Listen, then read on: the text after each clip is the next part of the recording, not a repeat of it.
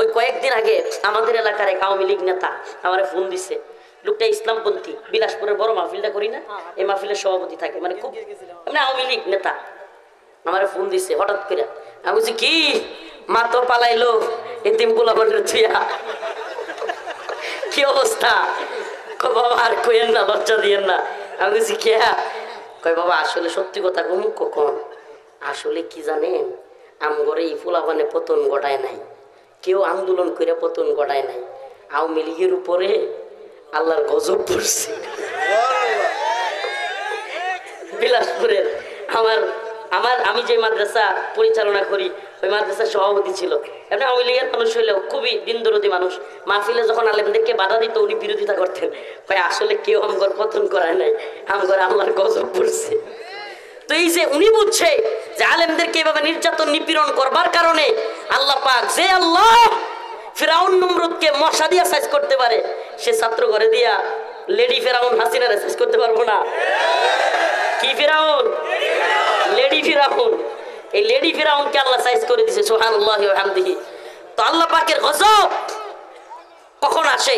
যখন আল্লাহর বিরুদ্ধে যুদ্ধ ঘোষণা করে। আমরা কি আল্লাহর বিরুদ্ধে যুদ্ধ ঘোষণা করব, নাকি আল্লাহ পাকের পক্ষে থাকবো, ঈমানের পক্ষে থাকবো? প্রিয় হাজিরিন, ঘটনাটা মনে পড়লো বললাম, কিন্তু চাওয়া লাগবে কার কাছে? আয়াতে কারিমা যেটা তিলাওয়াত করেছি, ইয়া আইয়ুহাল্লাযীনা আমানুস্তাঈনু বিস-সাবরি ওয়াস-সালাহ ইন্নাল্লাহা মা'আস-সাবিরিন। আল্লাহ পাক বলেন সবর এবং নামাজের মাধ্যমে তোমরা আল্লাহর কাছে যাও। সবর তিন প্রকার: সবর আনিল মাসিয়াত, সবর আনিত তাআত, সবর আনিল মুসিবা। সবর কয় প্রকার? তিন প্রকারের সবর। এক প্রকারের সবর বিপদে পড়লে, মুসিবতে পড়লে, সন্তান মারা গিয়েছে, জেলখানায় চলে গিয়েছেন, টাকা পয়সা হারায় গিয়েছে, ভাই অসুস্থ হয়ে গিয়েছে, মা অসুস্থ হয়ে গিয়েছে, বিভিন্ন ধরনের মুসিবত আসতে পারে।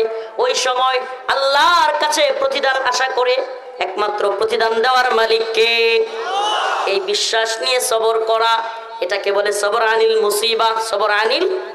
আরেকটা সবর হলো সবর আনিত তাআ, অনুসরণের সবর। সেটা কি?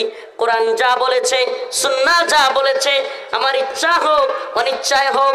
রাইসুল মুফাসসিরিন আব্দুল্লাহ ইবনে আব্বাস বলেন, ইচ্ছায় অনিচ্ছায় আল্লাহ পাকের প্রতি প্রতিদানের আশা করে যেই ব্যক্তি নিজের মধ্যে বিভিন্ন বালা মুসিবতে কিংবা কোরআন সুন্নাহর কথা শুনে ইচ্ছায় অনিচ্ছায় গুনাহকে পরিত্যাগ করে, সেই হলো সবচাইতে উত্তম সবরকারী।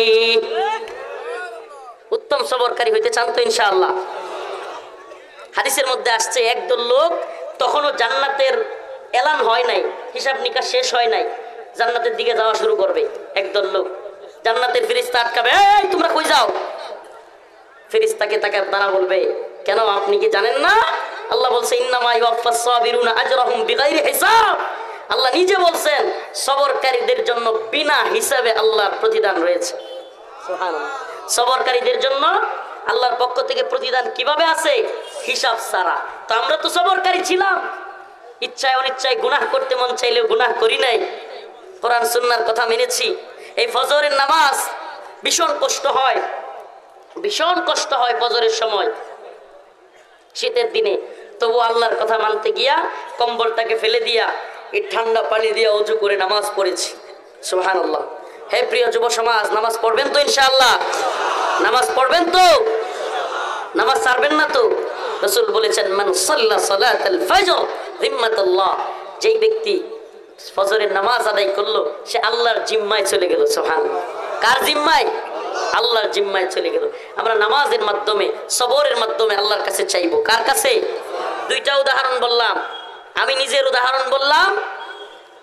কারাগারের ক্লিয়ারেন্স হয় না, আল্লাহর কাছে চাইলাম, সাথে সাথে ক্লিয়ারেন্স। সুবহানাল্লাহ। আপনাদের নেতা, আপনাদের এলাকার সন্তান, সে আল্লাহর কাছে চাইলো, এমন এক ভয়ঙ্কর মামলা থেকে আল্লাহ খালাস দিয়ে দিছে। সুবহানাল্লাহ। কে দিছে এটা? আল্লাহ দিছে। সুবহানাল্লাহ। আমরা কল্পনা করতে পারি নাই, কোন নেতাও বলতে পারবে না 5 আগস্টের 2 দিন আগেও কল্পনা করছে হাসিনা এইভাবে পালাইব, কল্পনাও করি নাই আমরা। আল্লাহ চাইলে সব পারে। সুবহানাল্লাহ। আল্লাহ চাইলে সব পারে। ওয়ালা তাকুলু লিমান ইউকতালু ফি সাবিলিল্লাহি আমওয়াত। এরপরে আল্লাহ যেটা বলতেছেন, সবর এবং নামাজের বয়ানের পরে আল্লাহ বলেন, ওয়ালা তাকুলু, তোমরা তোমরা মৃত বলিও না। এই ওয়াজটা আমি সব জায়গায় করার চেষ্টা করতেছি, এই উম্মাকে শাহাদাতের তামান্না অন্তরে ধরায়া দেওয়ার জন্য। আল্লাহ বলেন ওয়ালা তাকুলু, ওয়ালা তাকুলু, তোমরা বলিও না, বলাও নিষেধ, লিমান ইউক্তালু ফি সাবিলিল্লাহি আমওয়াত, যারা আল্লাহর রাস্তায় জীবন দেয় তাদেরকে তোমরা মৃত বলিও, মৃত বলাও নিষেধ। আল্লাহর রাস্তায় যারা জীবন দেয় তারা কি না? মৃতই না। সুবহানাল্লাহ। তারা কি তাইলে? বাল্লাহিয়া, বরং তারা জীবিত। ওয়ালাকিন লা তাশউরুন, তোমরা সেটা অনুধাবন করো না, বুঝো না। আল্লাহ বলেন তারা জীবিত। কিরকম? আমার ভাই সাইফুল ইসলাম আলিফ, সুবহানাল্লাহ, সনাতন ধর্মী হিন্দুদের ইসকনের লোকদের হাতে শহীদ হয়েছে। আমরা শহীদ হিসেবে ধরি, আল্লাহ কবুল করুক, বলেন আমিন। আল্লাহর বান্দাকে গোসলও করায় নাই, সুবহানাল্লাহ। কি করে নাই? গোসল ছাড়া যেই কাপড়ে তাকে হত্যা করা হয়েছিল, যেই কাপড়ে রক্ত লেগে আছে, সেটা সহই তার জানাজা পড়ানো হয়েছে। যদি আল্লাহ তাকে শহীদ হিসেবে কবুল করে, দুনিয়াতে তো আমরা দেখছি সে মারা গেছে, কিন্তু আল্লাহ তার আত্মাটাকে নিয়ে জান্নাতের সবুজ পাখির ভিতরে ছেড়ে দিচ্ছে। শহীদ, আই সুবহানাল্লাহ, আই সুবহানাল্লাহ, জান্নাতের সবুজ পাখি হইয়া ঘুরতেছে, উড়তেছে, যা মন চায় খাইতেছে। এবার জান্নাতের ল্যাম্পপোস্টে, সরি, আল্লাহ পাকের আরশের নিচের ল্যাম্পপোস্টে গিয়ে সে বসেছে। আল্লাহ বলে বান্দা আর কি চাস? শহীদ বলে আল্লাহ আর কিছু চাই না, অনেক তো দিছেন, সুবহানাল্লাহ, আর কিছু চাই না। আল্লাহ বলে বান্দা সবচাইতে আকর্ষণীয় মুহূর্ত হবে এবার তোর সাথে আমার সাক্ষাৎ। সুবহানাল্লাহ, সুবহানাল্লাহ বলেন। শহীদ হইতে রাজি আছেন তো? এই দুনিয়া আমাদেরকে কি দিতে পারে বলেন?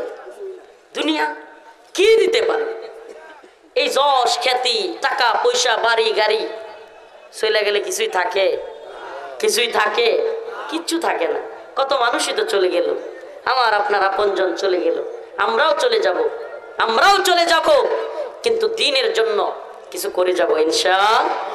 আমার এই জিন্দেগি হিসাব করি, আসেন হিসাব করি, কয় বছর ঘুমাইলাম, কয় বছর খালি খাইলাম, কয় বছর খেলাধুলা করলাম, আর কয় বছর দিন প্রতিষ্ঠার জন্য কাজ করলাম। বছর তো হইতোই না, মাস হইতো না, ঘন্টা হয় কিনা। দিন প্রতিষ্ঠার জন্য কাজ কি আমরা করি? এটা কথাও তো বলি না। আসুন না এই উম্মার মধ্যে জাগরণ তৈরি করি। আর নয় তন্ত্রমন্ত্রের ধ্বজাধারীদের শাসন, আমরা চাই কোরআনের শাসন। আমরা কি চাই? আমরা কোরআনী শাসন চাই। ইম্মা শরিয়াত ওয়া ইম্মা শাহাদা, হয়তো শরীয়ত নয়তো শাহাদাত। আসেন সবাই একে অপরকে এই কথা বোঝায়, কোরআন সুন্নাহর শাসন ছাড়া শান্তি মুক্তি কামিয়াবি আসবে না।